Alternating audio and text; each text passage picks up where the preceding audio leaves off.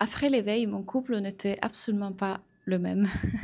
Donc, en 2021, je commençais à vivre un éveil spirituel. Donc, j'étais pas encore en couple avec mon partenaire, mais disons que c'était l'année dans laquelle je faisais les 6 chiffres dans mon business et beaucoup de choses perdaient du sens pour moi. Beaucoup de choses de l'ordre de cette société, de la façon dont j'essayais de façon inconsciente de correspondre à des attentes extérieures, le besoin de validation à travers l'argent, le succès, la reconnaissance, etc. Tout ça, ça commençait déjà à mourir.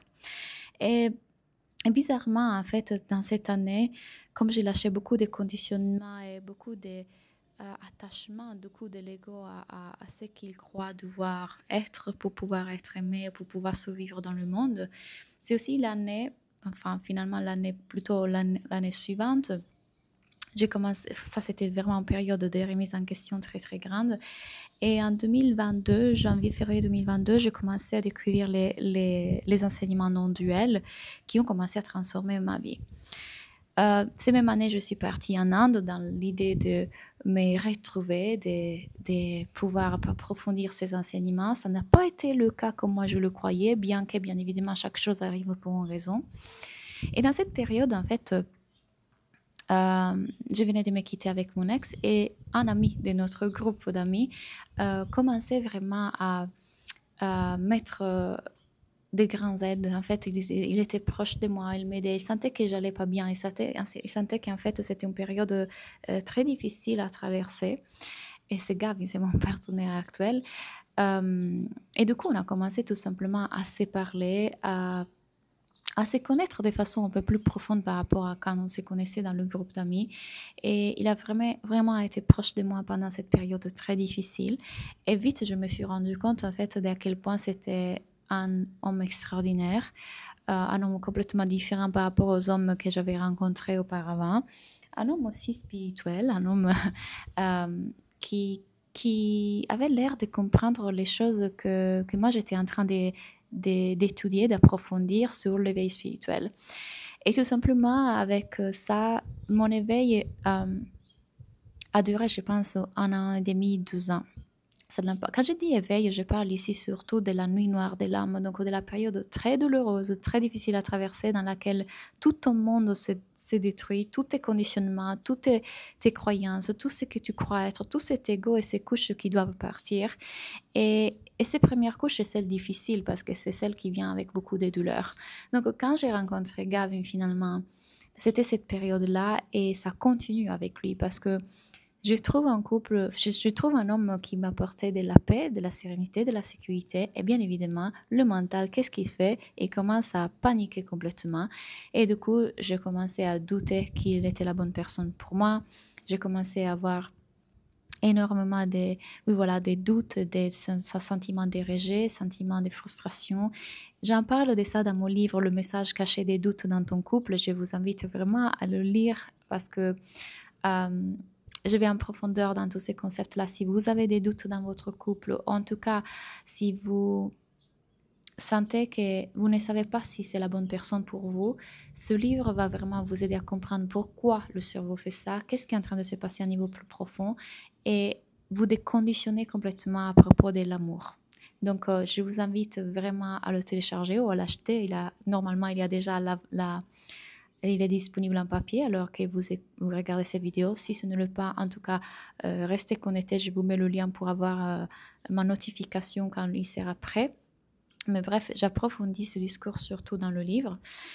Mais du coup, dans ces années, du but de cette relation, j'ai dû faire face à tous les conditionnements que j'avais sur l'amour et je me prenais sur le visage des claques vraiment monstres euh, parce que du coup, toutes les idées que j'avais sur la passion, sur la magie, sur le romantisme, sur comment un couple devait être, sur ce que j'aurais dû ressentir, sur le fait que je désirais avoir une typologie de connexion, être en joie d'une certaine façon, tout ça, en fait, Gavin allait, euh, en étant tout simplement qu'il est, il pouvait quelque part mettre en lumière toutes ces choses-là en moi pour me libérer de cette dopamine que finalement j'ai cherché à travers la relation. J'ai cherché à ressentir des grandes émotions parce que j'étais addict à la dopamine. J'ai cherché cette dopamine dans tout dans le passé et notamment avec mon business, dans la relation toxique dans laquelle j'étais pendant 5 ans. Donc j'étais dans la recherche de ces grands hauts et de ces grandes sensations. Et quand j'ai commencé à être dans une relation saine, ces sensations, ces grands hauts ont commencé à ne plus être là. Et si vous avez une idée de ce que ça fait enlever de la drogue à quelqu'un, je suis allée complètement en sévrage. Donc ça aussi, j'en parle dans le livre d'ailleurs. Je suis allée complètement en sévrage et du coup, j'ai dû quelque part apprendre à être dans une relation saine et consciente. Et ça n'était pas facile.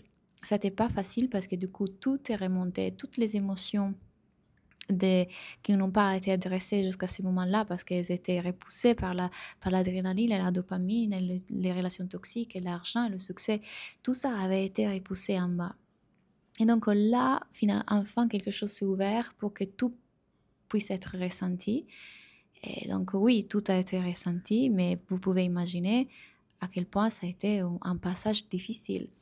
Heureusement, je me suis fait accompagner avec une typologie de thérapie qui n'est pas une thérapie ni psychanalyse, ni psychothérapie, parce que je suis persuadée qu'aller chercher vraiment qu'est-ce qui s'est passé dans le passé de ta maman, ça ne sert à rien.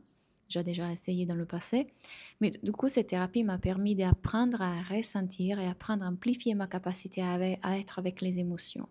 Et parallèlement, du coup, j'étais en train de découvrir les enseignements sur la non-dualité, aller plus en profondeur du côté qui suis-je vraiment? Suis-je mes pensées, mes émotions? Suis-je tout ce mental qui s'agite? Ou suis-je le tout, le calme, la présence qui est derrière? Et quelque chose là-dedans commence à s'ouvrir, commence à s'approfondir. Je commence à voir de plus en plus qu'il y a un espace calme et serein en moi, au-delà de toutes ces identifications à l'ego, au mental, aux besoins, aux attentes, ou en moi, en fait, qui se croit fini, petit et passé et qui croit manquer.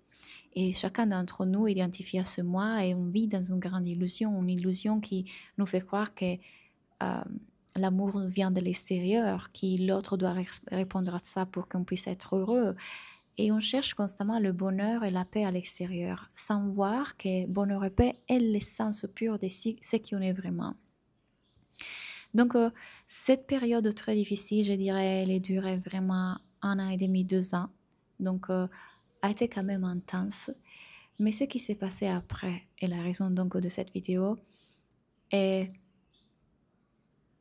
Je le référais en fait. En fait, si j'avais su qu'à la fin du tunnel, il y avait ça, bien évidemment, le mental n'aurait pas pris ça comme il a pris, mais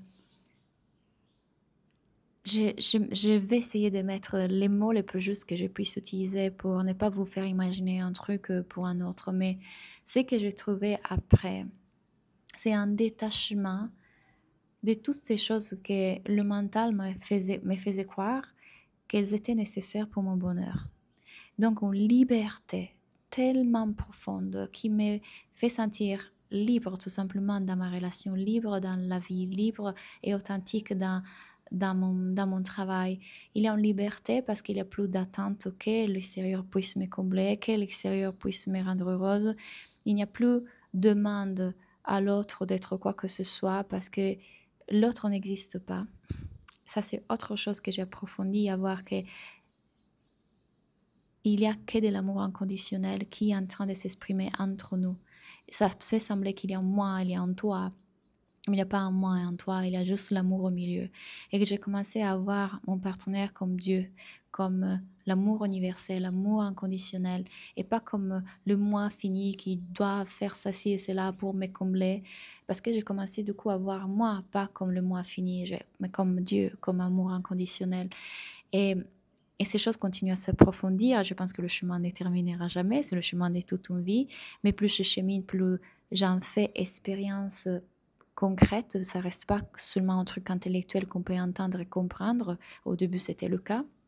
Là, ça commence vraiment à devenir quelque chose que je touche dans l'expérience, cet espace immense de calme et de présence en moi. Et du coup, quand on vit la vie comme ça, on vit enfin en paix. Parce qu'encore une fois, il n'y a rien qui puisse vraiment blesser ou nous rendre heureux. Donc, on vit en présence, on vit en conscience et on crée un couple conscient. Et concrètement, dans le couple, comment ça se passe? Le mental et les sensations, les émotions ne s'en vont pas. Il y a des sensations habituelles qui émergent encore en moi. Mon système nerveux est branché sur ça depuis le trauma. C'est-à-dire ces sensations de trauma qui avaient été là sont encore là, même si de façon moins intense, j'ai l'impression, mais elles émergent. Elles émergent, mais la façon dont moi je le vis est différente. Donc la façon dont moi je le vois est différente. Il n'y a plus un moi qui le vit. Il n'y a plus un moi qui est victime de ça ou qui vit ça. Il y a juste l'espace dans lequel toutes ces sensations se font. Et je reviens vite à la désidentification. Donc aussi là, mon mental avec la narrative me fait croire, voilà, danger, lui a fait ça. Assez vite, je vois que ça c'est une illusion et je reviens dans cet espace de paix qui est toujours là. Ça, c'est un des changements le plus grands. Gavin a cheminé de son côté avec ses traumas, avec ses trucs. Et du coup, le couple qu'on a pu créer à la suite, c'est un couple conscient dans lequel, s'il y a quelque chose qui émerge de cet ordre-là, ce n'est plus tu as fait ça, tu dois faire ça, tu dois être plus comme ça, mais c'est à ces moments, ces sensations émergent et je vais la laisser être là, la ressentir, me reconnecter à l'espace que je suis. Est-ce que tu peux me supporter dans ça? Est-ce que tu peux me soutenir en ce moment? Et l'autre peut complètement être là. C'est un espace dans lequel il n'y a plus ni demande ni attente. Et à la fois, les besoins peuvent être complètement exprimés sans aucun souci, mais pas à partir d'une énergie des blessures ou d'attente ou de manque, tout simplement à partir d'une énergie qui est déjà assez, qui est déjà bien. Il y a plus d'authenticité, il y a plus de magie, plus de romantisme, plus de passion, plus de jeu, chose qu'au début il n'y avait pas parce qu'on était confrontés à nos propres traumas ensemble dans le couple, puis la pression que moi avec le toc de couple je lui mettais, ça ne lui permettait pas d'être dans sa pleine expansion. Et donc, une fois que moi aussi j'ai lâché tous ces trucs-là, lui aussi a pu lâcher sa peur de s'exprimer, etc. Et là, la dynamique a complètement changé. La dynamique a changé parce que pas parce que l'autre a changé, mais parce que quelque chose a changé ici. L'attention a été posée ici. Le grand travail que j'ai fait dans mon couple est me concentrer sur la réalisation de soi.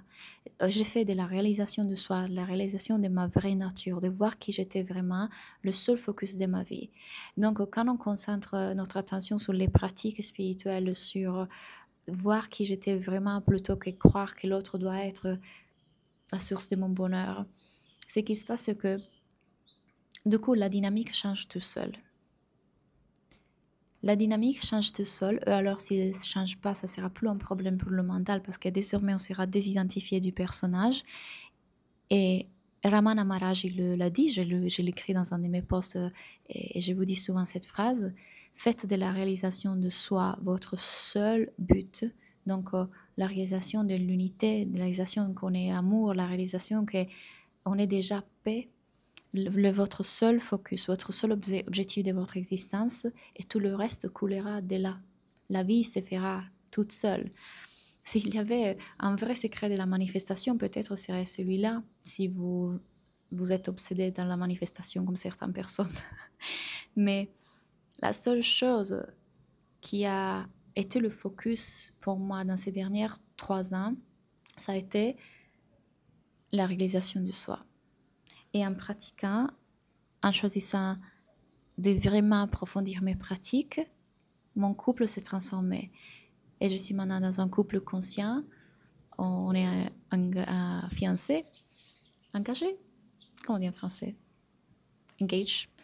Et elle me fait une super belle demande de mariage, très romantique. Le romantisme ne disparaît pas, mais on n'est plus attaché. La joie commence à émerger tout seul, mais pas la joie qui vient de la dopamine ou qui a besoin d'être rassurée.